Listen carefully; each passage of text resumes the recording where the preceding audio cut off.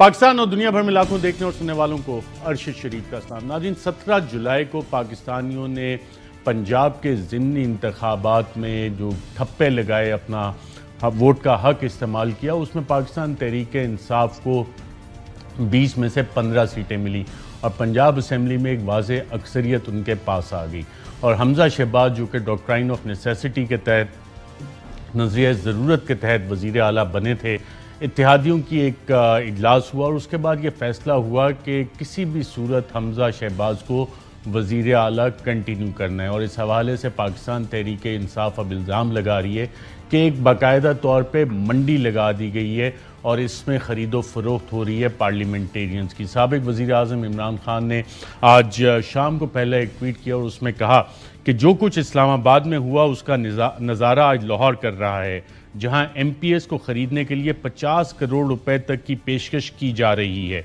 इस सब के पीछे मरकज़ी किरदार जरदारी है, जो अपनी करप्शन पर NRO लेता है और चोरी के इस पैसे से लोगों को ख़रीदता है।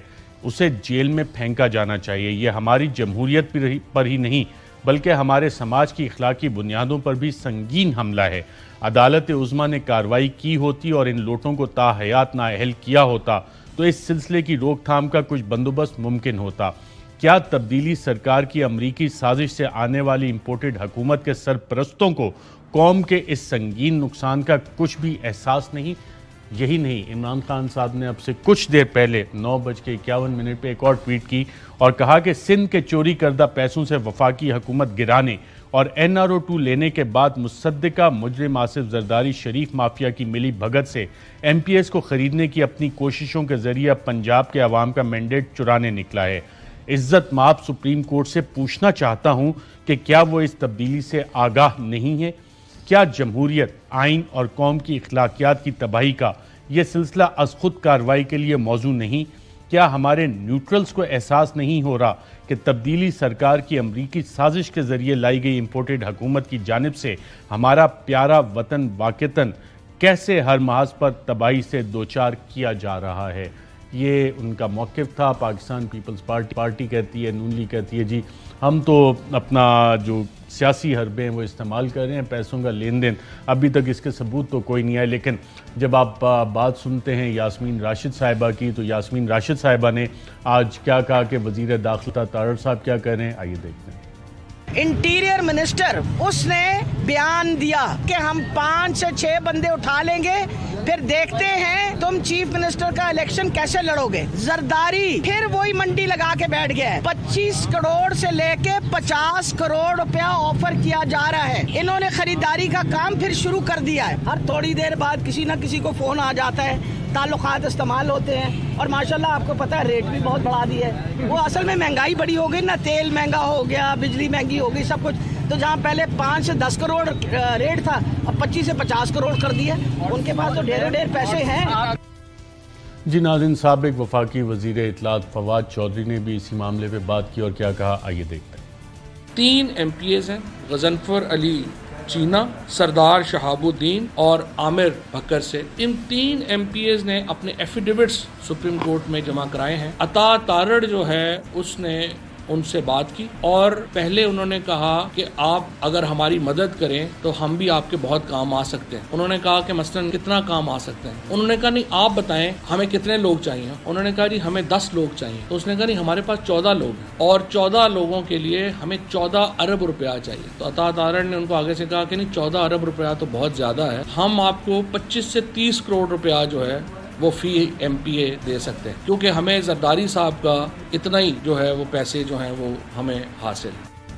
जी, और इससे पहले फवाद चौधरी साहब ने ये भी बताया कि एक MPA तो तकरीबन 40 करोड़ रुपए लेके जा भी चुका है। इस 40 करोड़ रुपए लेके जाने वाले के बारे में फवाद चौधरी ने क्या बताया, आइए देखते हैं। हमारे रहीम यार खान से MPA मसूद मजीद मुबैना तौर के ऊपर 40 करोड़ रुपया लेके वो माशाल्लाह तुर्की पहुंच गए। MPS को 40 करोड़ रुपए में जो है वो खरीदा जा रहा है। ये जो मसूद मजीद साहब हैं इनको तुर्की पहुंचा दिया गया है और ये पैसे जरदारी साहब माशाल्लाह दे रहे हैं। 35 करोड़ रुपया जो है वो एक MPA को ऑफर हो रही है कि आपने करना क्या, आपने बाहर चला जाना है। किसी को दुबई में होटल्स बुक करा के जो है वो दे रहे हैं, किसी को तुर्की में होटल्स बुक करा के दे रहे हैं। जी नाज़रीन, ये चीज़ें चल रही हैं बकौल पाकिस्तान तहरीक इंसाफ की। और इस वक्त मैं आपको पहले अपने मेहमानों का तारुफ़ करवा दूँ। हमें मियाँ असलम इकबाल साबिक सूबाई वज़ीर ज्वाइन कर रहे हैं, उमर फ़ारूक मुश्ताक साहब और फौजिया अब्बास नसीम साहिबा भी ज्वाइन करिए। फौजिया अब्बास नसीम साहिबा PP 305 से MP हैं। आपके साथ क्या वाक़या पेश आया? आपको पैसों की ऑफ़र दी गई या धमकी दी जा रही है? जी अस्सलाम वालेकुम जी, मुझे मेरे जानने वालों के जरिए राब्ता कर रहे थे और ऑफर दी जा रही थी। जब मैंने उनको एक्सपोज किया तो उसके बाद ये ऊंचत कंधों पे शुरू हो गए और उसके बाद मुझे बार बार कॉल्स आनी शुरू हो गई जो कि मैं नहीं अटेंड कर रही थी। उसके बाद यानी वॉइस नोट आया कि जी आपकी वेरिफिकेशंस के लिए हमें आप राब्ता करें। तो अब वेरिफिकेशन तो जाहिर हमने ओथ उठा लिया, तो अब वेरिफिकेशन इन्होंने करनी है, जबकि हमारी वेरिफिकेशन तो पहले हो चुकी होती हैं। तो वेरिफिकेशन के लिए फ़ोन कौन कर रहा था? ये जी एक अशफाक साहब के स्पेशल ब्रांच से, जिनका मुझे वॉइस नोट आया। ये ऑलरेडी हम अमूमन हमारे पास इनके नंबर सेव होते हैं, तो अब जाहिर है मुझे पता था ये स्पेशल ब्रांच से कॉल आ रही है, तो मैंने नहीं अटेंड की। उसके बाद उन्होंने वॉइस नोट भेजा। पहले भी कॉल्स आती रही हैं आपको? ये आज यानी कल मुसलसल आती रही हैं, कम से कम ये 10 to 15 टाइम्स ये कॉल आई हैं, कभी PTCL नंबर से और कभी इस मोबाइल नंबर से। राइट, तो इन कॉल्स के बाद आपने कोई इरादा अपना तब्दील तो नहीं किया या आप वोट किसको देंगी? नहीं जी, इंशाल्लाह मैं खान की सिपाही हूँ और हम इस पार्टी ने हमें जो इज्जत दी है वो किसी और पार्टी ने इज्जत नहीं दी। मैं PTI की वर्कर हूँ। बिल्कुल ठीक है, हमारी पार्टी है जिसने वर्कर को इज्जत दी है। फौजिया अब्बास नसीम साहिबा बहुत शुक्रिया। और नाज़रीन, जो कॉल सब उनको कर रहा था, क्या उनसे वो जो वॉइस नोट का जिक्र कर रही हैं वो वॉइस नोट आपको सुनाते हैं। अस्सलाम वालेकुम madam, Ashfaq Ali sub inspector special branch Rahimyar Khan से बात कर रहा हूँ। मैडम ये MPA के हवाले से आपके कोई कवायद चाहिए, प्लीज़ मैं नंबर बार बार कर रहा हूँ, ट्राई तो अटेंड करें। जी नाज़रीन, और ये सब इंस्पेक्टर MPS के कवायद 22 जुलाई से पहले इकट्ठे कर रहे हैं। किसने इनकी ये ड्यूटी लगाई, कैसे? क्योंकि सुप्रीम कोर्ट के अहकामात तो बड़े वाज़े थे। हमजा शहबाज के लिए वज़ीर आला नज़रिया ज़रूरत के तहत उनको बनाया गया। तमाम सियासी जमातें एग्री भी की कि ठीक है, नज़रिया ज़रूरत के तहत उनको वज़ीर आला बना दिया जाए। उमर फ़ारूक मुश्ताक साहब MPA वो भी हमें ज्वाइन करें। बहुत शुक्रिया उमर मुश्ताक साहब। आपके साथ क्या वाक़या पेश आया 22 जुलाई से पहले वोट के हवाले से? जी, ये तो आज से 3 महीने पहले भी मतलब मुझे थोड़ा सा पैसों की ऑफर भी की गई और पहले कुछ MPs आए, फिर उनका एक क्राउड था, मुझे जानता था। वो रात 3 बजे आया जिस दिन सुबह वज़ीर आला का इंतखाब होना था, तो तब भी उसने अपनी गाड़ी में कुछ पैसे रखे हुए थे, टोकन मनी, तो मुझे वो दिखा रहा था। तो तब भी मैंने उसको शट अप कॉल दी और उसके बाद मैंने उसका नंबर भी ब्लॉक किया। तो 3 महीने का हमने सफ़र जो अल्हम्दुलिल्लाह बड़े एक हिम्मत और जुआ-मर्दी से हमने ख़त्म किया और अब आ गया नेक्स्ट पीरियड। फिर वही स्टेज आ गई कि जहाँ पे रात को हम कुछ कुलीग्स बैठे हुए थे, बल्कि ये स्टोरी शाम से शुरू हो रही है। जब इनका कोई PDM का इजलास ख़त्म हुआ है तो उसके बाद में कुछ ऐसी कॉल्स, मेरे कुलीग जो रिजर्व सीट पे है फैसलाबाद से, उसको कॉल आई किसी अननोन नंबर से। तो मैंने उसको बताया ये फ़लाँ का नंबर हो सकता है, तो उसने बहरहाल उसको फिर व्हाट्सएप पे कॉल आई कि हम आपसे मिलना चाह रहे हैं, बैठ के बात करना। उसने बताया, मैंने कहा यार छोड़ दो उसको। वो बोलता है मैं उसका आपको 23 तारीख को मिलूँगा। एक तो ये हो गया। फिर रात को हम कुछ क्लिक्स बैठे, सबको एकदम ना मैसेज आने शुरू हो गए। मैसेज मतलब किसी हमारी कोई हमसाया ममालिक की जो जमात है उसके मंसूब नाम से कि हम सब बड़ों ने बैठ के फ़ैसला किया है कि आपने परवेज़ लाही को वोट नहीं देना। अगर आप परवेज़ लाही साहब को वोट देंगे तो आपकी जानो माल, आपके बच्चों का जो भी नुकसान होगा वो आप खुद ज़िम्मेदार होंगे। तो इस तरीके से फिर रात को कुछ और भी बंदों ने, मुझे एक और जानने वाला बंदा था, उसने कहा यार कहीं बैठ के तुम्हारी सेटलमेंट करवा देते हैं, अभी ऑफ़र्स काफ़ी अच्छी हैं। मतलब हमने तो सबको शट अप कॉल दी है। तो ये जो इन्होंने एक धंधा आज 30 साल में शुरू किया, मैं समझता हूँ कि इस इलेक्शन ने जो 15 सीटों पे हमने विन किया है, ये इलेक्शन जो सही अवामी अमंगों की तर्जमानी कर रहा है और उस शांगा मांगा की जो सियासत शुरू हुई थी, जो पाकिस्तान के अंदर जो गंद शुरू हुआ था, मैं समझता हूँ कि ये जो इलेक्शन हुआ है 17 को, ये उसका पेश खाम है कि उसका ख़ात्मा हो चुका है।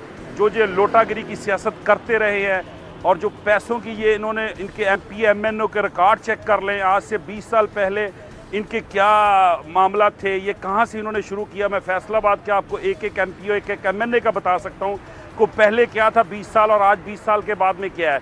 तो ये इनका एक पुराना धंधा है पैसे की सियासत का, जो शांगा मांगा की मतलब वहाँ से इनका सफ़र शुरू हुआ है। तो जो आज इस नेज पर पहुँच चुके हैं, और इमरान खान वो वह लीडर है जिसने हम लोगों को, मेरे जैसे बंदों को मजबूर किया और विजन दिया कि हम जैसे उनके विजन के पीछे खड़े हैं, कि हमें मजबूर इस हवाले से किया कि हम भी चाहते हैं कि हम बेहतर पाकिस्तान। बिल्कुल ठीक है। आपको ऑफर जो है कितने पैसों की आई और किसके जरिए ये ऑफर आ रही है? मैं मतलब मेरा एक दोस्त है जानने वाला, उसने मुझे कहा कि फलां कॉन्टैक्ट से, मुझे डायरेक्टली किसी बंदे ने कोई ऑफ़र नहीं दी। वो जानने वाला वही जो एक टाउट था, उसका एक और जानने वाला था, वो मुझसे 3 महीने में टच था कि बैठ के बात करना चाह रहे हैं। रात को जब ये मुझे पहले तो मैसेज आने से पहले कॉल आई है कि यार आओ कहीं बैठ के हमने बात करनी है, तो काफ़ी ऑफ़र्स अभी मतलब 40-50 से ऊपर भी जा सकती है। तो मैंने कहा यार दफ़ा हो जाओ, मुझसे बात नहीं करना। मैंने उसको शटअप कॉल दिया और 5 या 10 मिनट के बाद में ये 40-50 जो है, ये 40-50 लाख की ऑफर दे रहे थे सर, 40-50 करोड़ की ऑफर दे रहे थे। तो पहले भी इन्होंने 20-25 करोड़ दिए हैं ना सबको।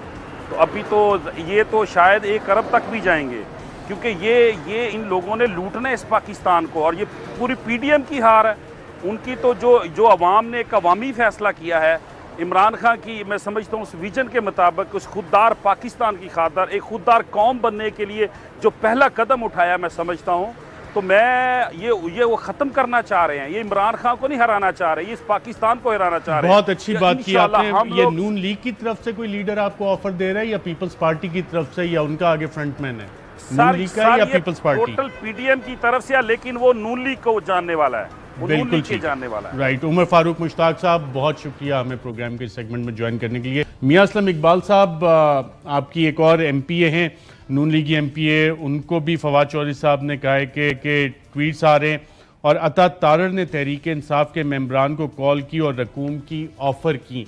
अता तारर साहब तो शायद इसको डिनाई भी कर रहे हैं कि नहीं, ऐसे मामलात नहीं है। तो आप लोगों के पास अगर ये सबूत है तो आप अदालत के सामने पेश करेंगे? अर्शद भाई, थैंक यू वेरी मच, शुक्रिया आपका, आपने प्रोग्राम में लिया।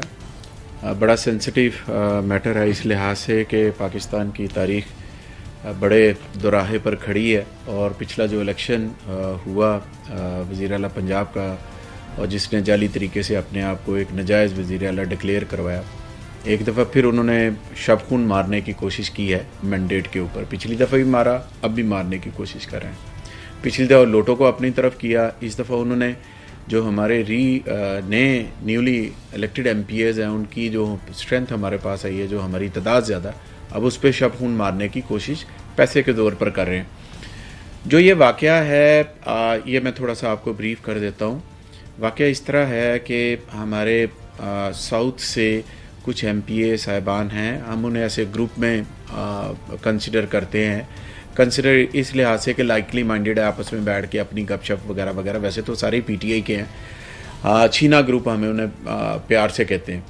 गजनफर अली छीना साहब किसी जगह बैठे हुए थे तो उनको कॉल आ रही थी, मेरे पास उसका डेटा मौजूद है, कॉल का डेटा मेरे मोबाइल के अंदर मौजूद है। कितने बजे पहली कॉल आई, दूसरी कॉल कितने बजे आई, फिर इन्होंने उनको कॉल की, और वो आई हमारी लाहौर से एक लेडी एमपीए हैं, उनके फ़ोन से आई, और उन्होंने ये कहा कि जी आपसे मिलकर बात करनी है, साथ मेरे अता तारड़ साहब हैं, और आप हमें फौरी तौर पर कहीं मिलें। उन्होंने क्या बात करनी है, आप मेरे से अभी बात करें। उन्होंने कहा आपको इस तरह वोट चाहिए वगैरह वगैरह वगैरह। उन्होंने कहा कितने वोट चाहिए? उन्होंने कहा 10। उन्होंने कहा 10 नहीं, मेरे पास तो 14 है, हम तो 14 बंदे हैं। तो उन्होंने कहा 14। तो उन्होंने कहा जी आप उसने चेज़ा लेने के लिए बात की। गजनफर चीना बड़ा सियाना आदमी है, पुराना पॉलिटिशियन है। तो उन्होंने कहा जी आप क्या ऑफ़र करेंगे? उन्होंने कहा जी हम आपका इलेक्शन लड़ लेंगे। उन्होंने कहा ये छोड़ो, आप ऑफ़र क्या करें, हम 25-30 करोड़ रुपया देंगे। उन्होंने कहा नहीं, आप तो 1 अरब की बात करें। अच्छा, इसका अगला पार्ट जो है ना, वो मैं बयान कर देता हूँ। अगला पार्ट क्या है इसका, वो थोड़ा सा है। उन्होंने कहा कि 1 अरब रुपया, तारड़ साहब ने उसको कहा रहीला को 1 अरब रुपया तो बहुत ज़्यादा। जो वो सुन रहे थे, वो 3 एमपीए नहीं थे, वो उस वक्त कमरे के अंदर 10-12 इकट्ठे बैठे हुए थे, क्योंकि एक होटल में थे और 10-12 इकट्ठे बैठे हुए थे। तो आपस में हंसी मजाक कर रहे थे कि ज़रा थोड़ा सा इन्हें ऊपर लेकर आओ। तो चीमा साहब ने क्या कहा, चीना साहब ने ये कहा कि रहीला, इनका जो अता तारड़ साहब है, इनका भाई भी जो है वो MP है। एक काम करते हैं कि 1 अरब रुपया इसके भाई को मैं दे देता हूँ और इसको भी दे देता हूँ। ये कल आके ऐलान करें कि जनाब हम नून लीग में नहीं है, हम PTI में आ रहे हैं या हम रिजाइन कर रहे हैं, तो क्या आप ऐसा कर सकते हैं? तो उसने कहा आप मजाक ना करें। तो उसने कहा मैं मजाक कर रहा हूं, तो तू हमारे वोटों का सौदा कर रहा है, तो तू हमारे वोटों का मजाक नहीं कर रहा। तो छीना साहब का ये जवाब था आगे से। फिर उन्होंने एफिडेविट लिख के दिया कि जनाब मेरे साथ ये हो रहा है, और एफिडेविट मेरे पास पड़े हुए ओरिजिनल जो मेरे बिल्कुल ये स्क्रीन पे चल रहे हैं। और आपकी सुप्रीम कोर्ट में भी पेश करेगी आपकी जमात? जी डेफिनेटली इसको पेश करेगी। और जिस तरह बात हुई है कि वो रहीला के फ़ोन से आया और रहीला का जो फ़ोन नंबर है वो भी इनके पास है। इससे पहले भी लाहौर का एक अभी मिनिस्टर मौजूद हैं, उन्होंने ऑफ़र की किसी एक बंदे को कि इतने पैसे ले लो, 30 करोड़ रुपया ले लो, 35 करोड़ रुपया ले लो। फिर हमारे साउथ से कुछ और दोस्त है दूसरी बेल्ट से, उनको भी ऑफ़र करने की कोशिश की।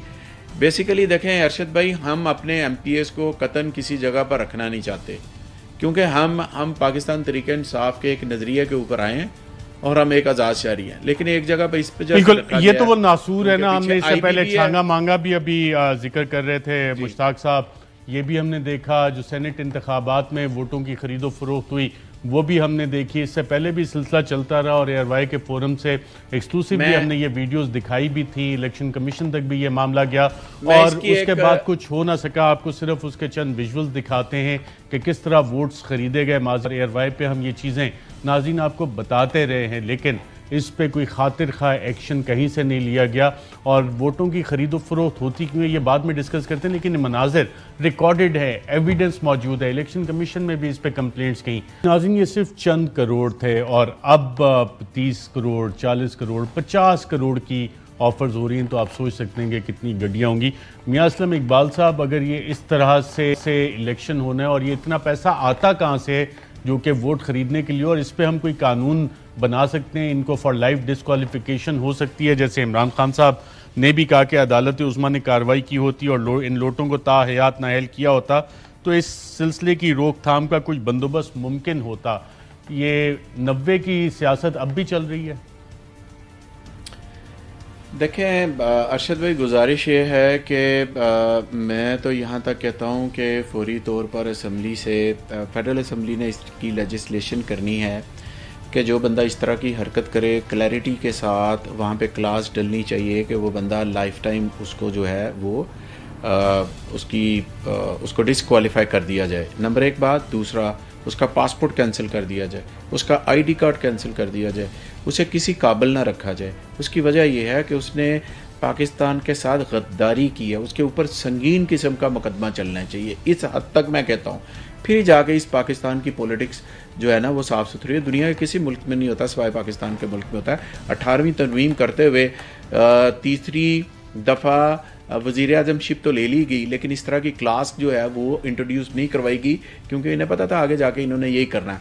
दूसरी एक मैं बात कर रहा था, मैं ज़रा यहाँ पे क्लैरिटी चाह रहा हूँ। देखें, हमने जो PC के अंदर फ़र्ज़ करें हमने बंदे रखे हैं, वो हमारे अपने बंदे हैं। एक बात, काफ लीग के अपने बंदे हैं। 2 बात, हमने लोटे उधर कोई नहीं रखे, हमने इस वजह से रखे हैं कि उनको डर है। मसलन आज भी मैं 1 तारीख पे बेल करवा के आया हूँ किसी केस के अंदर।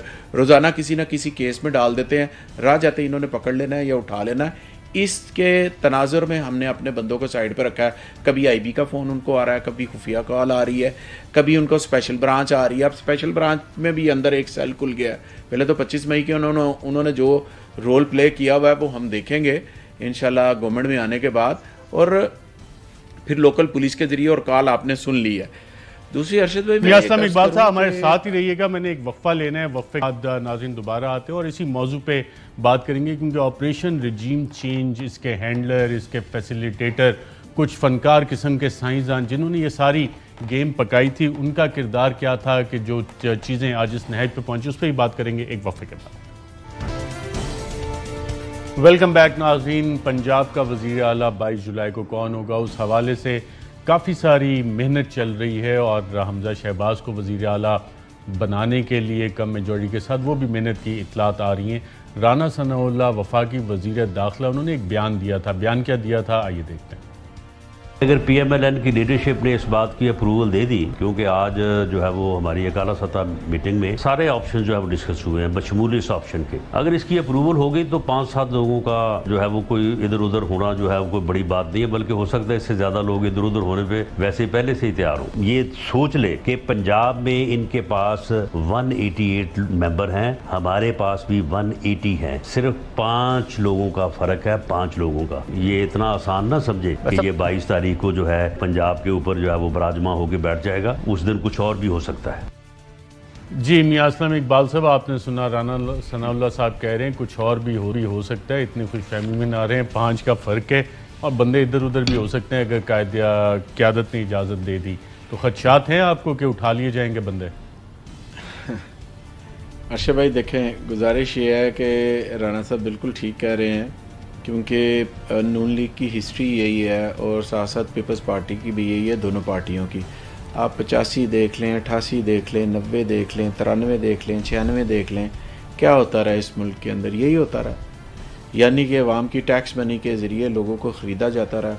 अभी भी क्या हुआ है रजीम चेंज के अंदर? क्या हुआ है कि अमेरिका का आलाकार बने हैं यहाँ के ज़मीर फरोश, उन्होंने अपना ज़मीर बेचा है और डॉलर आए हैं, इनके डॉलर जो बाहर पड़े हुए थे उनको तहफ़्फ़ुज़ दिया गया है। दूसरी बात, इन ज़मीर फरोशों ने यह समझा है कि सारी ज़मीर फरोश है, लिहाजा इन्होंने अंधे को अंधा ही नज़र आएगा, अंधे को कोई आंखों वाला तो नज़र नहीं। कमर ज़मान कायरा साहब कहते हैं आप लोग इल्ज़ाम लगा रहे हैं आसिफ जरदारी साहब पे, उनका क्या फ़ायदा है? ये सारे काम वो क्यों करेंगे? और जाके सिंध के वो कराची के नाले जो उधर भरे पड़े हैं, लोग उनमें गिर रहे हैं, उनकी सफाइयाँ करें, उनका लोगों की टैक्स मनी चोरी करके हराम का पैसा इधर आके तो कह रहे हैं क्या फायदा आसिफ जरदारी साहब को? क्या फायदा हमजा के लिए वोटों की खरीदो फरोख्त करने का? सर ये एक इंटरनेशनल मिशन है, ये कोई आम मिशन नहीं है। मिशन ये है कि रजीम चेंज कोई सिर्फ ये नहीं था कि इमरान खान को सिर्फ चेंज कर दिया जाए। रजीम चेंज ये है कि पाकिस्तान को उस नहज पर लेकर आना है कि पाकिस्तान डिफ़ॉल्ट भी हो और अपने एटमी असासों के ऊपर कॉम्प्रोमाइज़ भी करे। अमेरिका इंडिया को इस खित्ते में बदमाश बनाना चाहता है जो ऑलरेडी उसने बनाया हुआ है, और हमारे लोग उसके आलाकार बन गए हैं। ये कोई छोटी चीज़ नहीं, यानी कि अगर पंजाब में उनकी हुकूमत चली जाती है तो फिर मुझे बात बताएं कि जो शहबाज है, शहबाज शरीफ, वो तो इस्लामाबाद का मेयर रह जाता है। KPK में हमारी हुकूमत है, सिंध में जरदारी की हुकूमत है, उधर बाप की हुकूमत है बलोचिस्तान के अंदर, GB में हमारी है, AJK में हमारी है, इनके पास रह क्या जाता है? मियां असलम इकबाल साहब, पता है कि अगर एक IG का रोल भी था 25 मई को, चीफ सेक्रेटरी का भी रोल था, कमेटी तो आप लोगों ने बना दी, वो वफाक के अंडर आते हैं, आप लोग क्या एक्शन ले सकते हैं? क्या असेंबली कोई कार्रवाई कर सकती है उनके खिलाफ? देखिए, गुजारिश सुने कि जो पंजाब के अंदर वाक़यात हुए हैं, ठीक है, वो उनके अंडर आते होंगे, उनकी सर्विसेज फेडरल गवर्नमेंट से आती है इधर पंजाब के अंदर। हम इसके ऊपर एक कमीशन बनाना चाह रहे हैं और उस कमीशन के अंदर तमाम चीज़ों का नतारा होगा, किसने क्या किया है, ऑन रिकॉर्ड चीज़ें आएंगी। क्या एक IG और एक चीफ सेक्रेटरी आराम से करे? IG और चीफ सेक्रेटरी सूबे के बड़े बाख्तियार लोग होते हैं जिनकी आंखों के सामने पंजाब के अंदर कितनी दीदा दिलेरी के साथ सरकारी अफसरान, जिसमें SP शामिल हैं, उसकी वीडियो है कि गाड़ियां तोड़ा। जो माल्टन का वाकया था, उस माल्टन, क्योंकि उस वक्त राना सनाउल्लाह पंजाब के थे, वो इंटीरियर मिनिस्टर, अब वो फेडरल के हैं, उनके जहन में था कि जो माल्टन का वाकया उसको किस तरह से हैंडल किया है। उन्होंने इसको भी इसी तरह इलाके के जो जितने बदमाश थे, करप्ट लोग, उनको बाहर निकाला है। साथ अपनी फोर्स को कहा, SP को कहा कि अगर तेरी हदूद से जुलूस बाहर गया तो तू सस्पेंड है, और ये सारे आलाकार बने हैं। और इन सब की ये इनकी हिस्ट्रियाँ उठा के देख लें, इसमें स्पेशल ब्रांच ने बड़ा नेगेटिव रोल प्ले किया, लोगों के घरों में छापे पड़वाए हैं। साथ ये मतलब जो DIG है, इसने गंद किया है, चादर चार दीवारी का तकद्दुस बमाल किया, सारा कुछ किया। तो क्या ये समझते हैं कि ये बच जाएंगे? ये आज बच जाएंगे, कल बच जाएंगे, परसों बच जाएंगे। इंशाल्लाह हम इनके साथ कोई बदला नहीं लेंगे, कोई सियासी इंतकाम नहीं लेंगे, लेकिन एक काम ज़रूर करेंगे। 25 मई का वाकया नहीं अरशद भाई भूलता, वो ना भूलना हमने। उसकी बाकायदा तौर पे एक इंक्वायरी कराएंगे और वो जो इंक्वायरी है वो लोगों के सामने लेके आएंगे। उसमें कौन कौन मुलव्वस है, कौन इनका अलाकार। यही DIG है ना जो कहता था ये लॉन्ग मार्च जो करने जा रहे हैं, ये पता नहीं क्या क्या लफ्ज़ वो बोलता रहा। इनकी ज़रा सोच देखें कि ये कितने गलीज तरीके से सोचते हैं कि लोगों के घरों के अंदर इन्होंने पुलिस को घसीड़ा, सड़क के ऊपर औरतों को मारा, शेलिंग किया। हमारा एक कारकुन असलम इकबाल साहब, सुना है माफिया तलाफियां हो रही हैं, कुछ राब्ते भी हो गए कि जी देखें हम लोग तो ये काम कर रहे थे।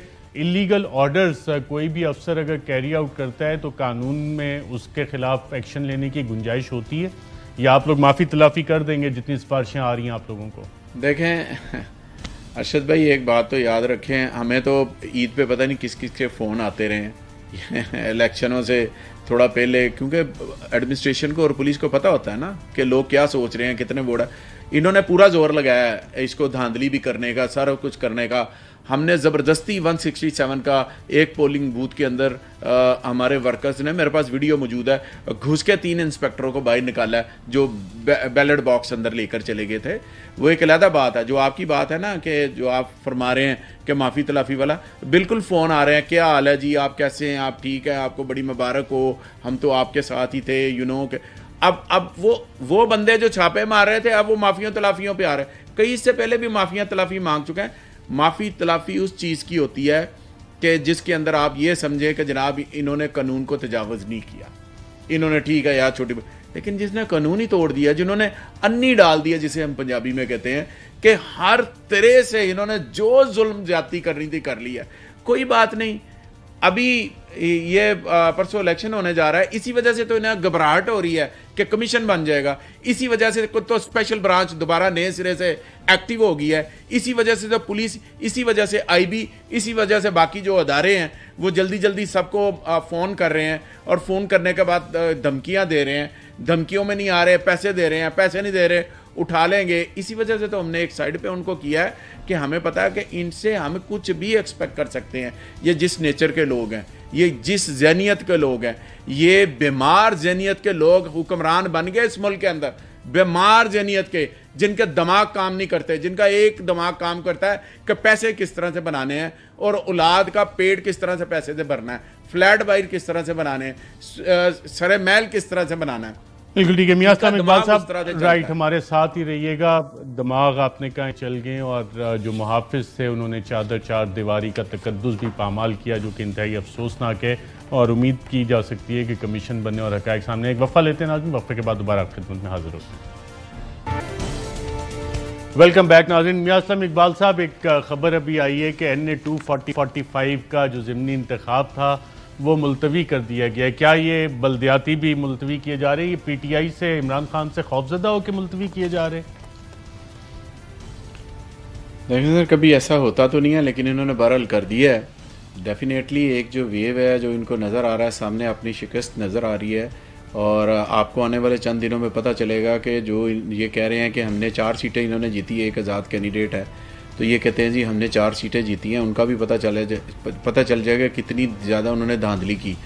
एक आपने प्रोग्राम में देख ही लिया कि एक जो PO है, प्रिजाइडिंग ऑफिसर, वो बता रहा है कि किस तरह से उसे धांधली पे मजबूर किया जा रहा है। एक मैंने आपको एग्जांपल बताई है, इन्होंने जो चूरन होता है वो लगाया है 5 से 10 हज़ार वोट का मुख्तलिफ हल्कों में, लेकिन पब्लिक इतनी ज़्यादा तादाद में निकली है वोट डालने के लिए कि इनका वो चूरन ख़त्म हो गया। वैसे इसके ऊपर एक प्रोग्राम आपको करने की ज़रूरत है। लिस्टों के ऊपर मैं एक चीज़ बता सकता हूँ कि परमानेंट टेम्प्रेरी एड्रेस एक जगह का है और उसको मुल्तान भेज दिया गया, और पिछले 22 साल से वो वहाँ पर 25 साल से वोट डाल रहा है, लेकिन उसका वोट कहीं और भेज दिया गया। इसी तरह लिस्टों में बहुत सारी चीज़ें कोशिश पूरी की गई, लेकिन पाकिस्तान की और एक दाद भी हमने आज बिल्कुल आपने करारदाद भी मंजूर की है। नाज़रीन, पाकिस्तानी अवाम ने धांधले की साजिश को नाकाम बनाया। आज के प्रोग्राम में नाज़रीन इतना ही, इजाज़त दीजिएगा, अल्लाह हाफ़िज़। अहम तरीन खबरें अब एक क्लिक की दूरी पर, आपके पसंदीदा टॉक शोज हों या अहम मुल्की या गैर मुल्की शख्सियात की न्यूज कॉन्फ्रेंसेस, हर लम्हा बाखबर रहने के लिए सब्सक्राइब करें हमारा YouTube चैनल। मौसम की सूरत हाल हो या खेल के मैदान से खबरें, अपने मोबाइल फोन से मुल्की और बैनुल-अक़वामी अहम खबरों तक रसाई के लिए डाउनलोड कीजिए मोबाइल ऐप। बावसूख ज़राए से मुसद्दिका खबरों, तज्ज़ियों और तबसरों से मुस्तफ़ीद होने के लिए विजिट कीजिए पाकिस्तान की सबसे बड़ी न्यूज वेबसाइट www.arynews.tv। इन सब के अलावा पाकिस्तान का सबसे बड़ा फेसबुक पेज हो, सबसे बड़ा न्यूज इंस्टाग्राम अकाउंट या फिर ट्विटर, ARY न्यूज पहुंचा रहा है खबरें सबसे पहले आप तक, ताकि आप रहें हर लम्हा बाखबर।